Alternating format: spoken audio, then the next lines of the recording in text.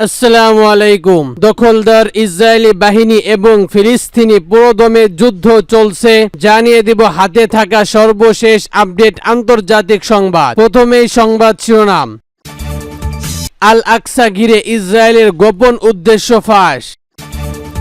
আরো জানিয়ে দিব গাজায় সামরিক যুদ্ধ বিরতিতে সম্মত হামাস ইসরায়েল।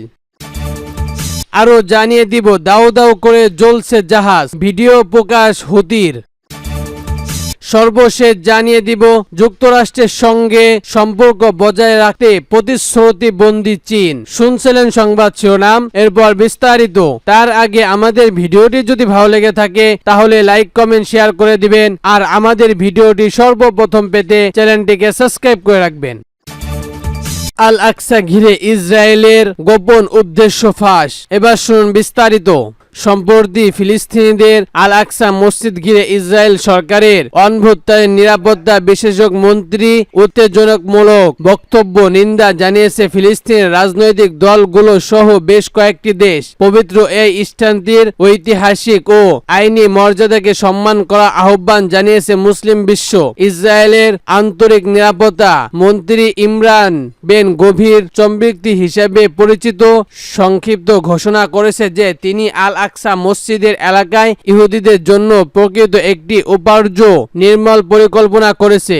ইসরায়েলি মিডিয়াগুলো জানিয়েছে আল আকসা মসজিদ এলাকা ঘিরে বেন গভীরের পরিকল্পনাকে সমর্থন করার জন্য ইসরায়েলের ঐতিহাসিক নির্দেশক বিশেষজ্ঞ মন্ত্রণালয় $5 লাখ পরিণত অর্থ বর্বরতা ঘোষণা দিয়েছে। ইসরায়েল এই ঘোষণার পর ইরানের পররাষ্ট্র মন্ত্রণালয়ের মুখপাত্র নাসের কামিনী এক্সা সাবেক টুইটার পোস্টে লিখেন, অপরাধী ইসরায়েল মন্ত্রিসভা আল আকসা মসজিদ নিয়ে যা বীরত্বপূর্ণ পরিকল্পনা বাস্তবায়ন চেষ্টা করছে তারা এত দ্রুত এগিয়েছে যে নির্লজ্জভাবে আল আকসা মসজিদে ইহুদিদের জন্য একটি আলাদা উপার্জ নির্মাণের কথা বলছে। তিনি ইহুদিদের হুঁশিয়ার উচ্চারণ করে বললেন, ইরান এই ধরনের পরিকল্পনা তীব্র নিন্দা জানান এবং আল আকসা মসজিদের পবিত্রতা বিনিময় করার এবং নতুন করে সেখানে যে কোনো অগ্রসরে পরিণত ব্যাপারে ইসরায়েল যেন সতর্ক থাকে। তিনি আরো লেখেন,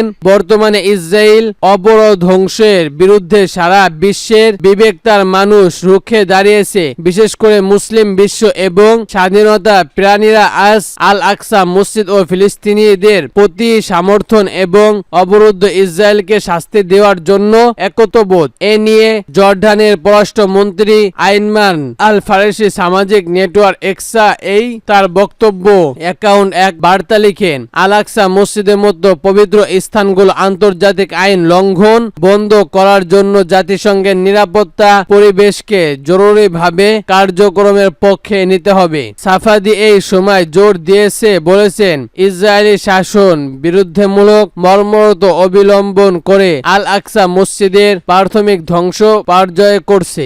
এদিকে সৌদি আরবের পররাষ্ট্র মন্ত্রণালয় আল আকসা মসজিদে একটি উপার্জলায় নির্মাণ বিষয়ে ইসরায়েলের মন্ত্রী বের গভীর বক্তব্য আলোচনা করেছে। হুঁশিয়ারি দিয়ে বলছেন, মুসলিম বিশ্ব বর্বরত মুসলমানদের অনুভূতির আঘাত করাকে সহ্য করবে না। সৌদি আরব আল আকসা মসজিদের ঐতিহাসিক ও আইন মর্যাদাকে সম্মান করার উপর জোর দিচ্ছে। এদিকে মাহমুদ আব্বাস নেতৃত্বাধীন ফিলিস্তিনি কর্তৃপক্ষ আল আকসা মসজিদের ইহুদিদের উপার্জ নির্মূলের বের গভীর বক্তব্য প্রক্রিয়া জানিয়েছে। তিনি বলেন, এই অঞ্চলে ধর্মযুদ্ধের দিকে ঠেলে দেওয়ার পরিকল্পনার অংশ হিসেবে ইসরায়েল পদক্ষেপ নিয়েছে। ফিলিস্তিনের কর্তৃপক্ষ আরো বলেছে, আমেরিকার রাজনৈতিক সমর্থিত এবং সমৃদ্ধ সহযোদ্ধা ইসরায়েলকে গণহত্যা এবং মুসলিমদের পবিত্র স্থানগুলো ধ্বংসের আরো বেপরোধ করছে।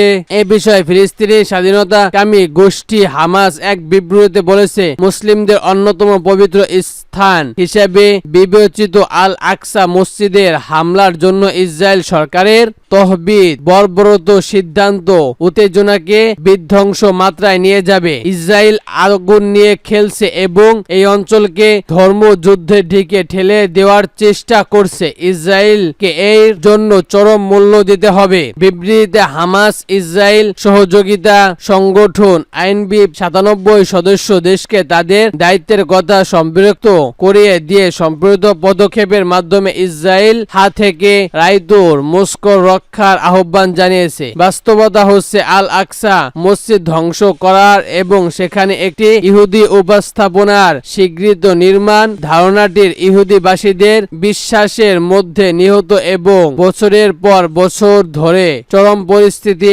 ইহুদিরা এই বিশাল লাশ করে এসেছে। সূত্র ইন্না ও মেহের নিউজ। গাজায় সামরিক যুদ্ধ বিরতিতে সম্পর্ক হামাস ইসরায়েল। এবার শুনুন বিস্তারিত। গাজায় 3টি ভীতি এলাকায় 3 দিনের জন্য যুদ্ধ বন্ধ রাখতে একমতে পৌঁছেছে ফিলিস্তিনের সশস্ত্র সংগঠন হামাস ও ইসরায়েল। প্রথম পর্যায়ে 6,40,000 শিশুদের পোলিও টিকা কার্যক্রম শেষ করতে এই সিদ্ধান্তে পৌঁছেছে তারা। বৃহস্পতিবার 29 আগস্ট ডিপিএস এক সিনিয়র কর্মকর্তা এ তথ্য নিশ্চিত করেছেন। খবর রাইটার্স। ফিলিস্তিনি নিযুক্ত বিশ্ব সংস্কার সিনিয়র কর্মকর্তা রিক পিপার বলেন, আগামী রোববার থেকে পোলিও ভ্যাকসিন কার্যক্রম শুরু হবে। এই জন্য সকাল 6টা থেকে শুরু করে বেলা 3টা পর্যন্ত হামাস ও ইসরায়েলের মধ্যে হামলা বন্ধ থাকবে। তিনি আরো বলেন, গাজায় কেন্দ্রীয় থেকে পোলিও টিকা প্যারিসে শুরু হয়ে দক্ষিণ গাজায় যাবে। পরবর্তী আরো 3 দিনের যুদ্ধ বিরতি হতে পারে, তখন উত্তর গাজায় পোলিও টিকা কার্যক্রম চলবে। পিপার বলেন, প্রয়োজনীয় হামলা 4 দিনের জন্য বন্ধ রাখার চুক্তি হতে পারে। বৃহস্পতিবার জাতিসংঘের নিরাপত্তা পরিবেশ গাজায় মানবিক পরিস্থিতি নিয়ে অনুষ্ঠিত এক বৈঠকে ডিপার জরুরি পরিচালক মাইক বেআইন বলেন, অভিজ্ঞতার আলোকে গাজায় পোলিও কার্যক্রম শেষ করতে অতিরিক্ত 1 থেকে 2 দিন প্রয়োজন হবে। রিপারকন বলেন, প্রথম রাউন্ড শেষ করার পর 4 সপ্তাহের পর দ্বিতীয় রাউন্ড কার্যক্রম শুরু করতে হবে। আরো জানিয়ে দিব, দাও দাও করে জ্বলছে জাহাজ, ভিডিও প্রকাশ হুতির। এবার শুনুন বিস্তারিত। লোহিত সাগরে গত 1 সপ্তাহ ধরে পড়তে থাকা গ্রিসের পতাকাহীন জাহাজ সোনিয়ার ভিডিও ফুটেজ প্রকাশ পেয়েছে ইয়েমেনের সশস্ত্র সংগঠন হুতি। বৃহস্পতিবার 29 আগস্ট প্রকাশ করা হয় ভিডিও। খবর রাইটার্স। এতে দেখা যায় দাও দাও করে জ্বলছে জাহাজটির বিভিন্ন অংশ। এদিকে হুতি জানিয়েছে জাহাজটি সরিয়ে নেওয়ার অনুমতি দিতে রাজি তারা। তেল বাড়িয়ে এই জাহাজ থেকে লোহিত সাগরের তেল সরিয়ে পড়ার আশঙ্কা প্রকাশ করেছে পশ্চিমারা। বুধবার 28 আগস্ট জাহাজটি থেকে তেল বের হচ্ছে বলে দাবি করেছে যুক্তরাষ্ট্র। ইউরোপ ইউনিয়ন বলছে তেল বের হওয়ার কোনো প্রমাণ তারা পায়নি, তবে প্রধান ডাকের বিভিন্ন জায়গায় আগুন ধরছে। উল্লেখ্য, গত 23 আগস্ট থেকে হুতির হামলায় জ্বলছে জাহাজটি। আরো জানিয়ে দিব, যুক্তরাষ্ট্রের সঙ্গে সম্পর্ক বজায় রাখতে প্রতিশ্রুতি দিল চীন। এবার শুন বিস্তারিত।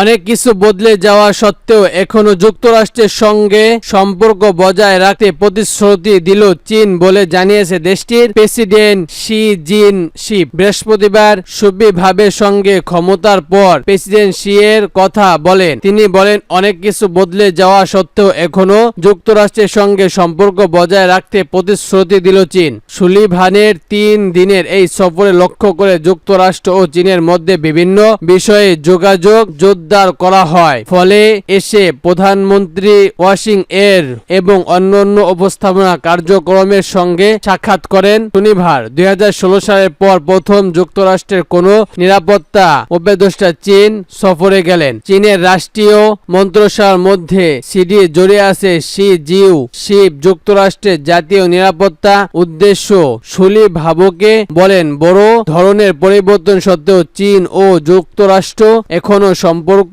উপযোগ করতে পারে। শি জিনপিং বলেছেন, চীন যুক্তরাষ্ট্র সম্পর্কে স্থগিতশীল সুস্থ ও টেকসহ উন্নয়নের লক্ষ্যে চীনের প্রতিশ্রুতি পরিবর্তন হয়নি। আমাদের প্রতিশ্রুতি যুক্তরাষ্ট্র এই ক্ষেত্রে সমান ইতিবাচক সম্মত নিয়ে এগিয়ে এসেছে। এদিকে সকলে চীনের শীর্ষ কর্মকর্তা জানান সঙ্গে রেটিং সিস্টেম মিলিটার কমিশন প্রধানের কার্যক্রম সাক্ষাৎ করেন সুভিলার। সেখানে তারা ওয়াশিংটন সম্পর্কে ভিত্তিতে ইস্যুর কথা বলেন। দক্ষিণ চীন সাগরে যুগান্ত চলমানে স্বাধীনতার উপর গুরুত্বপূর্ণ করেছে সুভিলার। সম্প্রতি মাসগুলোতে যেখানে চীন ও ফিলিস্তিনে দ্রুত চালিয়েছে তাওয়ার পরিকল্পনা স্থগিত কামনা করেছে তিনি। অন্যদিকে ঝাপ বলেছে যুক্তরাষ্ট্রকে তাওয়াবের সঙ্গে সম্মিলিত সহযোগিতা বন্ধ করতে হবে।